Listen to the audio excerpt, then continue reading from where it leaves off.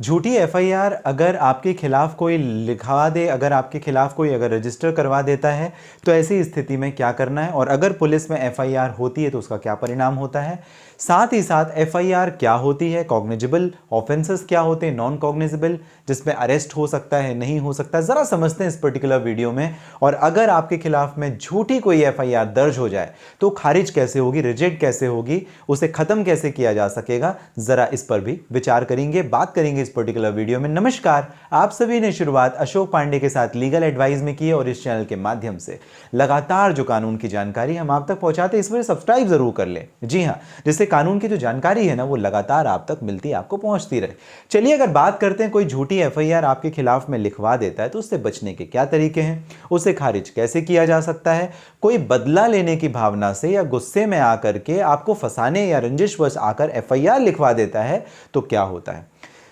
ऐसा अमूमन होता है जनरली झूठा फंसाने के लिए, क्योंकि ये पूरी की पूरी क्रिमिनल प्रोसीजर है। जी हाँ, ज़्यादातर आपने मामले सुने होंगे, गर्लफ्रेंड बॉयफ्रेंड का रिलेशनशिप था, जब शादी से लड़का इनकार कर देता तो उसके खिलाफ में एफआईआर कर दी जाती है, रेप की एफआईआर कर दी जाती है कि शादी करने का झांसा दिया, शादी करने का वादा किया और मेरे साथ में फिर बलात्कार किया, मेरे साथ में शारीरिक संबंध बनाए। इसी तरीके से अगर आपके पड़ोस में रहने वाला, अगर आपका कोई नेबर है, उसके साथ कुछ विवाद हो जाता है मामूली सी बात पर, वो आपको झूठे केसेस में फंसाने की रणनीति बना लेता है। आपका कोई ज़मीन जायदाद का विवाद है, आपके गांव में, आपके शहर में, आपके आसपास के लोग आपको रंजिशवश धोखे में रखकर आपको झूठे किसी मामले में फंसाने की कोशिश करते हैं। इन सभी मामलों में सबसे अच्छा, सबसे सस्ता, सबसे बेहतर विकल्प होता है एफआईआर, यानी फर्स्ट इंफॉर्मेशन रिपोर्ट। किसी के भी खिलाफ कर दो और उसे घुटने पर झुका दो। जी हां, ऐसा ही होता है। इस वजह से हमेशा आप ध्यान दें, कानून कहता है कि एफआईआर तो होनी चाहिए। अगर मान लीजिए मैं कोई शिकायत करने के लिए पुलिस स्टेशन में जाता हूं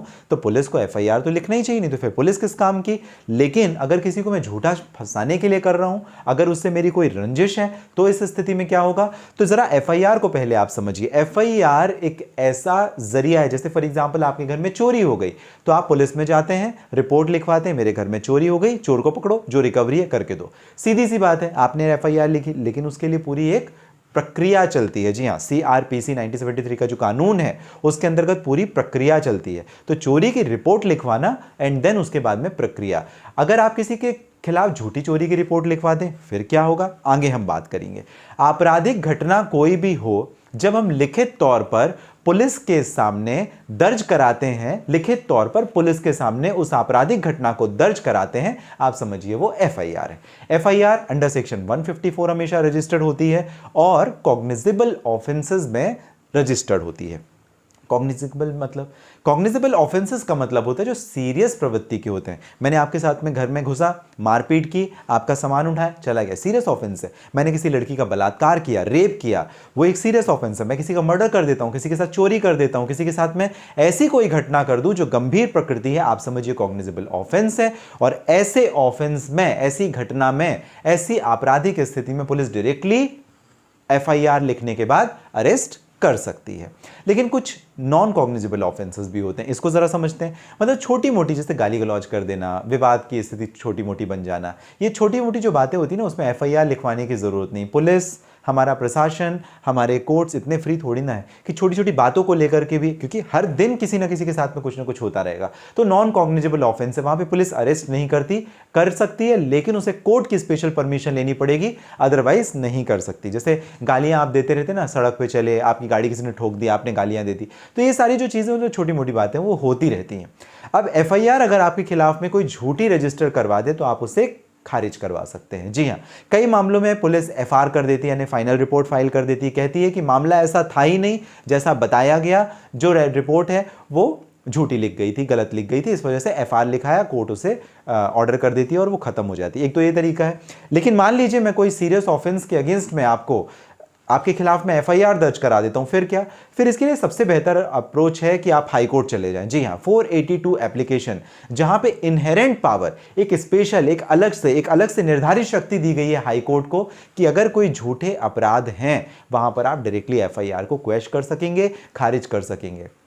अब डायरेक्टली हाई कोर्ट जाने के लिए आपको 482 एप्लीकेशन डालनी पड़ेगी और इसके लिए जरूरी है कि जो आपका मामला है वो फैब्रिकेटेड है, वो फॉल्स है, रंजिशवश है, झूठा आपको फंसाया गया है, तभी आप हाई कोर्ट जाएं।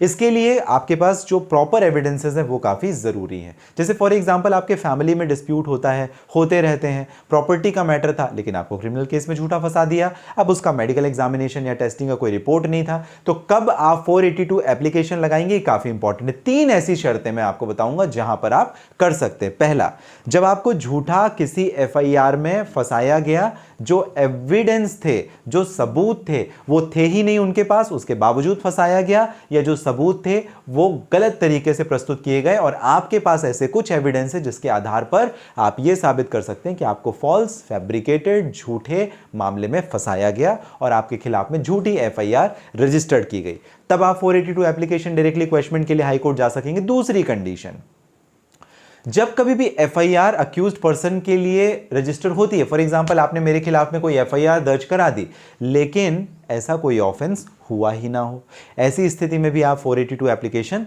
लगा सकेंगे। तीसरी स्थिति, जहां पर एफआईआर दर्ज होती है लेकिन बेसलेस एलिगेशन थे, जैसे मैंने आपको बताया फैमिली जब एक्टिविटीज होती है, तो जब लोगों का जमीन जायदाद का आपसी विवाद हो जाता है तो फंसाने के लिए, दबाव डालने के लिए, घुटने पे लाने के लिए हम एफआईआर दर्ज करवा देते हैं उनके खिलाफ में। तो बेसलेस एलिगेशन जब कभी आपके खिलाफ में हो तब भी आप जा सकेंगे। 2 तरीके के ऑफेंस, कॉग्निजेबल, नॉन कॉग्निजेबल बता चुका हूं आपको। वारंट किसमें पुलिस आपको डायरेक्टली अरेस्ट कर सकेगी, किसमें नहीं कर सकेगी, मतलब जिसमें पुलिस को वारंट की जरूरत पड़ेगी मैजिस्ट्रेट से। कॉग्निजेबल सीरियस ऑफेंसेस होते हैं उसमें वारंट की जरूरत नहीं पड़ती है, डायरेक्टली पुलिस आपको अरेस्ट कर लेगी। और नॉन कॉग्निजेबल ऑफेंस जो मामूली टाइप के ऑफेंसेस होते हैं उसमें पुलिस आपको विदाउट मैजिस्ट्रेट की परमिशन या कोर्ट की परमिशन के बिना गिरफ्तार नहीं कर सकती। इस बात का आपको ध्यान रखना है। आपको ये पर्टिकुलर जानकारी कैसी लगी आप जरूर मुझे कमेंट बॉक्स में मेंशन कीजिएगा। साथ ही साथ अगर आपके कोई प्रश्न है निश्चित रूप से आप पूछिए, मुझे बात कर सकते हैं। इस पर्टिकुलर वीडियो को डिस्क्रिप्शन में डिटेल लिंक है जहां से डायरेक्टली आपकी और मेरी हो जाएगी बात। आप सभी ने जो कीमती महत्वपूर्ण समय मुझे लीगल एडवाइस अशोक पांडे को दिया, आप सभी का बहुत धन्यवाद। सब्सक्राइब जरूर कर ले जाने से पहले, बस यही निवेदन है।